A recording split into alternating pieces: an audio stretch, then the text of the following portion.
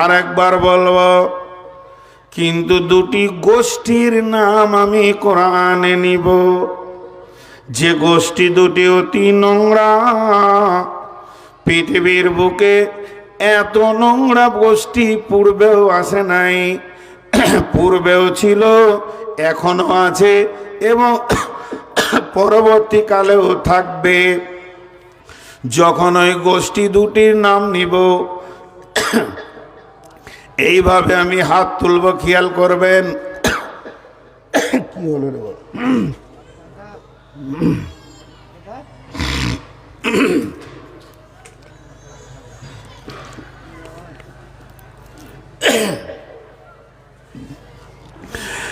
লাম ইয়াকুনিল্লাযীনা কাফারু কাফারু কাফারু কাফারু, একটা গোষ্ঠীর নাম বললাম।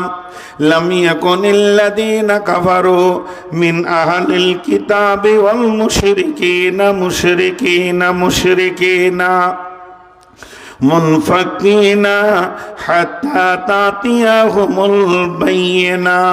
একটা গোষ্ঠীর নাম কাফের আর একটা গোষ্ঠীর নাম হলো মুশরিক।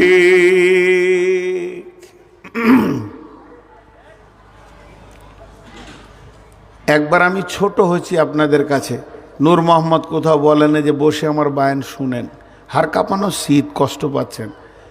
আমি 10-15 মিনিট আপনাদের কাছে চাইছি, আমি নিজে বলবো আপনারা উঠে যান, আমি বায়ান ছেড়ে দিব, আপনারা উঠতে চাইবেন না।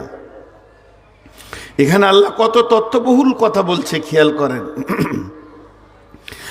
লাম ইয়াকুনিল্লাযীনা কাফারু মিন আহলিল কিতাবি ওয়াল মুশরিকিনা মুনফাকিনা হাত্তা তাতিয়াহুমুল বাইয়িনা। গোষ্ঠী দুটার নাম কি? জোরে বলেন, কি নাম? কাফের আর মুশরিক। ভাই বন্ধু সোনামানিক, একবারে মুখ খুলেন, খুব উচ্চমানের কথা হচ্ছে, খুব উচ্চমানের, 2 মিনিট পর বুঝতে পারবেন। গোষ্ঠী দুটার নাম কি? কাফের আর মুশরিক। এদের ব্যাপারে আল্লাহ কি রিজাল্ট দিচ্ছে দেখেন। জাযাউহুম ইনদা রাব্বিহিম জান্নাতু আদনিন তাজরি মিন তাহতিহাল আনহারু খালিদিনা ফিহা আবাদা রাদিয়াল্লাহু আনহুম ওয়া রাদু আনহু যালিকা লিমান খাশিয়া রাব্বাহ।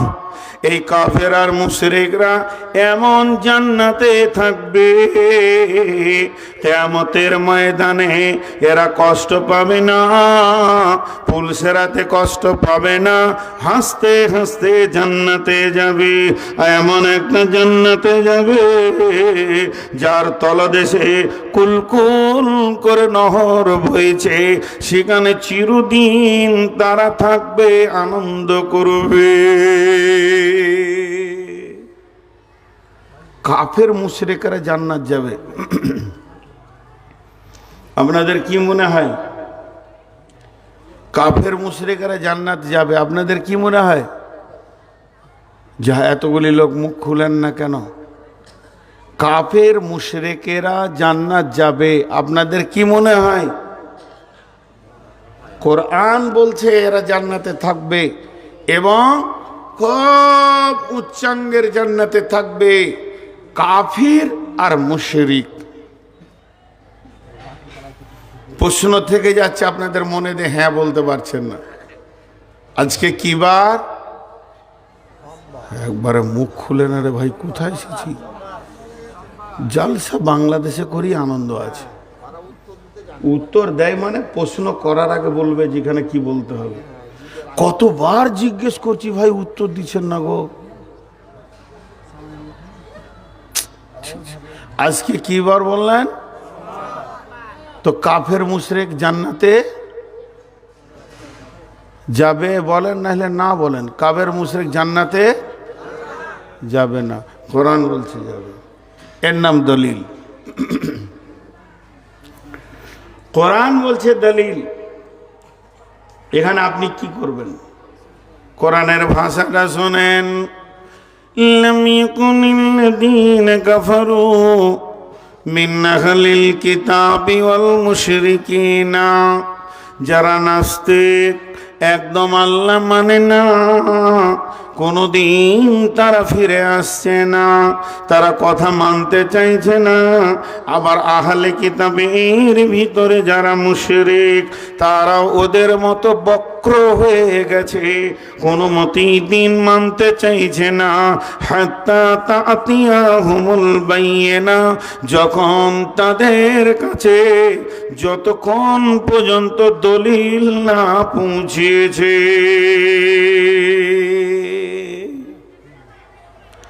দলিল যতক্ষণ না পৌঁছিয়েছে, যখন তাদের কাছে দলিল পৌঁছে গেছে, তখন তারা নত স্বীকার করে মেনে নিয়েছে। জি, তারা দলিলকে গ্রহণ করেছে।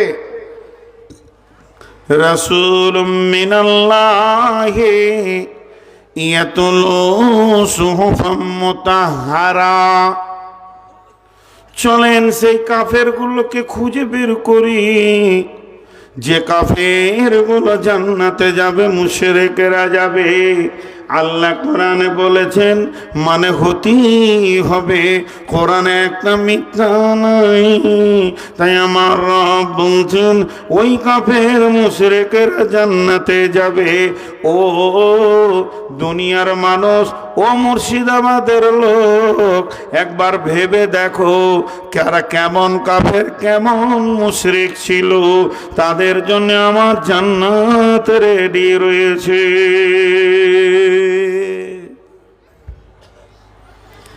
এই কথাটা এই পর্যন্ত চাপা রাখেন। আপনাদের ভিতরে একটা কৌতূহল দিয়ে দিলাম, কাফের মুশরিকেরা জান্নাতে যাবে, এই কথাটা এই পর্যন্তই রেখে দেন, স্টপ, বায়ান এখানেই শেষ। আর একটা আয়াত পড়েছে, আল্লাহ বলছেন, ওয়াইযা কিলা লাহুম আমিনু কামা আমানান নাস, وَإِذَا قِيلَ لَهُمْ آمِنُوا كَمَا آمَنَ النَّاسُ, তাদেরকে যখন বলা হতো ঈমান আনো, ওই লোকেদের মতো ঈমান, ওদের মতো ঈমান চাইছি, গোলতাললা ঈমান চাইনি, ওদের মতো ঈমান তোমরাও নিয়ে এসো। কেমন লাগছে না কথাটা? জি, মডেল মডেল, সবাই পৃথিবীতে মডেল হতে পারে না। এই গোটা পশ্চিমবঙ্গে মাধ্যমিক পরীক্ষা হয়েছে গত বছর, ওই পরীক্ষাতে গোটা ইন্ডিয়ার একটা ছেলে চ্যাম্পিয়ন হয়েছে। ইন্ডিয়াতে এত দামি রেজাল্ট আর কেউ করতে পারেনি, তা ও মডেল হয়ে গেছে। কেমন মডেল হয়েছে? এই চাওয়ালাও সামনে এলো কেন? আরে আজীব ব্যাপার, আমি লোক বসাতে পারছি না, ও চাওয়ালা সামনে এলো, তো ওখানে আবার 10টা লোক দাঁড়াবে। ওকে কে বললো ওখানে চা আনতে? কে ওকে হুকুম দিল এখানে চা নিয়ে এসো? আমার দিকে তাকান, সেই ছেলেটার নাম হচ্ছে শফিকুল। উদাহরণটা মন দিয়ে শোনেন। তো সারা পৃথিবীতে ফেসবুকে তার ছবি আর তার নামের ছড়াছড়ি চলছে, অল ইন্ডিয়ার চ্যাম্পিয়ন ছেলে।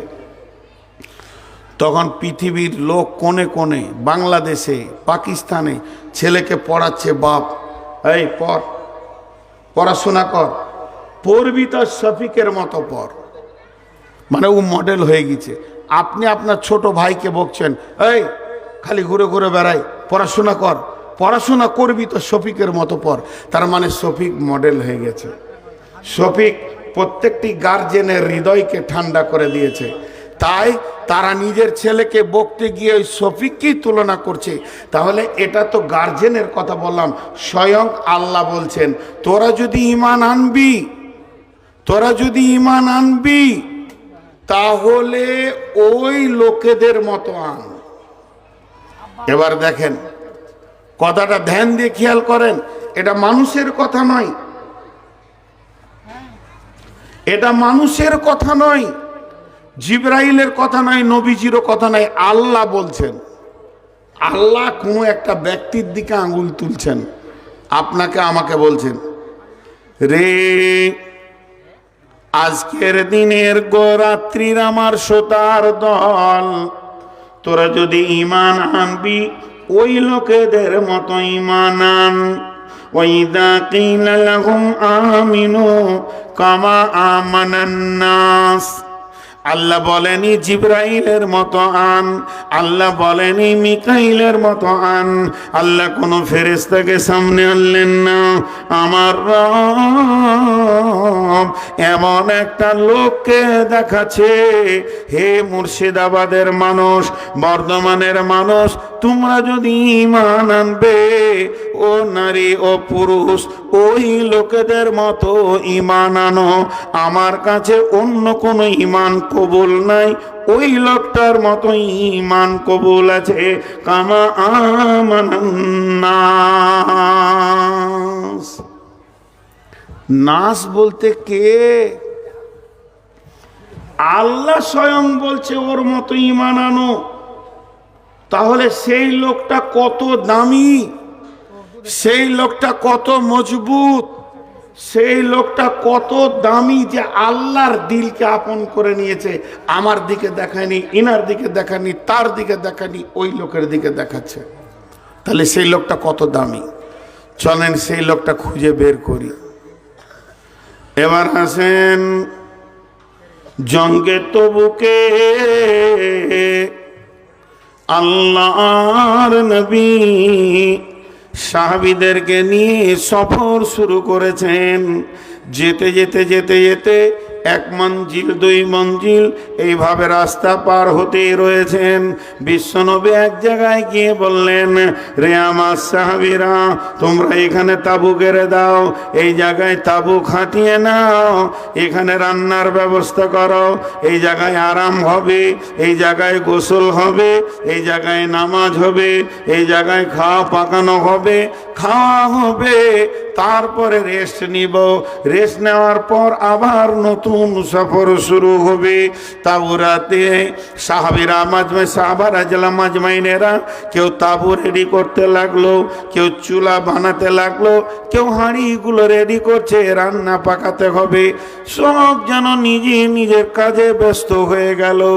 এরই ভিতরে এক দুজন সাহাবী ওই মরুভূমির আপনার বাবলার বনে একটা গাধাকে পেয়েছে, ওই গাধাটাকে টেনে নিয়ে এসে জবাই করে দিয়েছে। জবাই করে তার মাংসগুলোকে পিস পিস করে সুন্দর করে হাঁড়িতে দিয়ে আর মশলা দিয়ে রান্না শুরু করে দিয়েছে। এবার রান্না হচ্ছে, শুধু হচ্ছে না, রান্না শেষের দিকে পৌঁছে গেছে।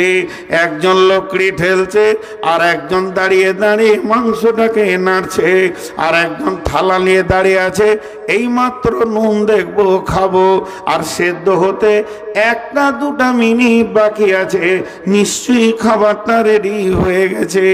এমন সময় আসমান থেকে বার্তা চলে এলো। বার্তা এলো কি, ও দয়ার নবী গো, এক্ষুনি আপনার উম্মতের জন্য দুইটি জিনিসকে হারাম ঘোষণা করা হলো। এই মিনিটে, এই সেকেন্ডে হারাম ঘোষণা করে দেয়া হলো। সেই দুটি জিনিস কি? একটা হলো গাধার মাংস, আর একটা হলো কি, নিকাহি মুতা। আগের যুগে এটা ছিল, এখন সিয়ারা রেখে দিয়েছে। কন্ট্যাক্টে কোনো মেয়েকে বিয়ে করা যেত। আমি মুর্শিদাবাদে 2 মাস থাকবো, তুমি আমার 2 মাসের বিবি হবে, আর আমি চলে গেলে অটোমেটিক তালাক হয়ে যাবে। এই নিকাহি মুতা তাদের কাছে বউ ছিল।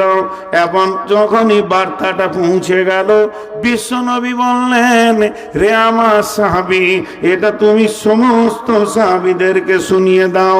একজনকে ডেকে বললেন, আর এটা সফরে আয়াত নাজিল হলো। এবং বন্ধুরে, ওই সফরের ভিতরে একজন এলান করতে লাগলো, লোক সকল তোমরা কান করে শোনো, এই মাত্র আসমান থেকে 2টা জিনিসকে হারাম করা হয়েছে। কন্ট্যাক্টে বিবি যার যার কাছে আছে তাদের বাপ ভাইয়ের কাছে পৌঁছে দাও। আর না হয় তাকে মহারানা দিয়ে চিরসঙ্গিনী বানিয়ে নাও। কন্ট্রাক্টে বিবি বানানো যাবে না, ওটা আজকে রাত্রিতে আজকে এক্ষুনি হারাম করা হলো। আর একটা গাদার মাংসকে হারাম করা হলো। এটা মুসলমানের জন্য, এটা উম্মত মুহাম্মদের জন্য হালাল নয়, এটাকে হারাম ঘোষণা করা হলো। যখনই দুটি বার্তা তাদের কানে পৌঁছে গেল, তারা সঙ্গে সঙ্গে করলো কি, তখনই যে থালা ধরেছিল থালা ছেড়ে দিল, যে লোকটা লকড়ি ঠেলছিল সেও হাত ঝেড়ে উঠে গেল। আর তো লাভ নাই। আর এরা দুজন এমনি করে হাঁড়িটা ধরে হড় করে চুলোতে ঢেলে দিল, হাঁড়িটা ধুয়ে নিল। আল্লাহ তাবারাক ওয়া তাআলা বলছেন, ওয়াইদা কিলা লাহুম আমিনু কামা আমানান নাস। আল্লাহ যাদের উপরে আঙুল তুলেছেন, যে লোকগুলো আল্লাহ পছন্দ করেছেন, এগুলো হলো ওই সাহাবীরা। আল্লাহ আমাদেরকে বলছে, ও পৃথিবীর মানুষ রে, তোমরা যদি ঈমান আনবে তো ওই লোকেদের মতো আনো, তাদের কাছে হারামের খবর পৌঁছেছে, সঙ্গে সঙ্গে আমল করছে।